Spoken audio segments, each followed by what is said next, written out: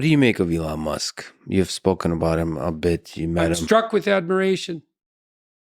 That's what I make Now of him. we'll And go I always back to think, this I idea of always think of admiration. that as a primary. Well, it's like, do you find this comedian funny? It's like, well, I laugh at him. You know what I mean? It's not propositional again. And so there are things I would like to ask Mr. Musk about. The Mars venture, I don't know what he's up to there. It strikes me as absurd in the most fundamental sense, because I think, well, it'd be easier just to build an outpost in the Antarctica or in the desert. Well, how much of the human endeavor is absurd? Well, that's what did Nietzsche say? Great men are seldom credited with their stupidity. Who the hell knows what Musk is up to? I mean, obviously he's building rockets. Now he's motivated because he wants to build a platform for life on Mars. Is that a good idea? Who am I to say? He's building the rockets, man. But I'd like to ask him about it.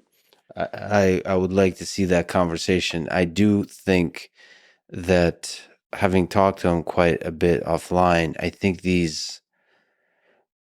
several of his ideas, like Mars, like humans becoming a multiplanetary species, could be one of the things that human civilization looks back at as, duh, I can't believe he's one of the few people that was really pushing this idea, because it's the obvious thing for society, for life to survive. Yeah, well, it isn't obvious to me that I'm in any position to evaluate Elon Musk. Like, I would like to talk to him and find out what he's up to and why. But, I mean, he's an impossible person. What he's done is impossible. All of it. It's like he built an electric car that works. Now, does it work completely, and will it replace gas cars, or should it? I don't know. But if we're going to build electric cars, he seems to be the best at that by a lot. And he more or less did that. People carp about him, but he more or less did that by himself. I know he's very good at distributing responsibility and all of that, but he's the spearhead. And then that was pretty hard. And then he built a rocket at like 1/10 the price of NASA rockets. And then he shot his car out into space. That's pretty hard.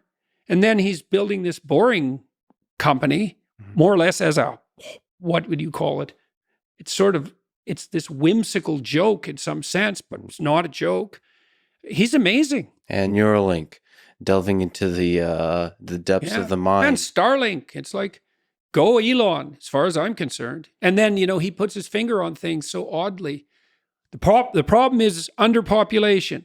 It's like, I think so too. I think it's a terrible problem that the West, for example, is no longer at replacement with regard to birth rate. It means we've abandoned the virgin and the child in a most fundamental sense. It's a bloody catastrophe.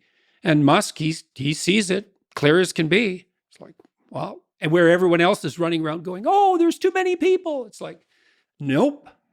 Got that. Not only, see, I've learned that there are falsehoods and lies, and there are anti-truths. And an anti-truth is something that's so preposterous that you couldn't make a claim that's more opposite to the truth.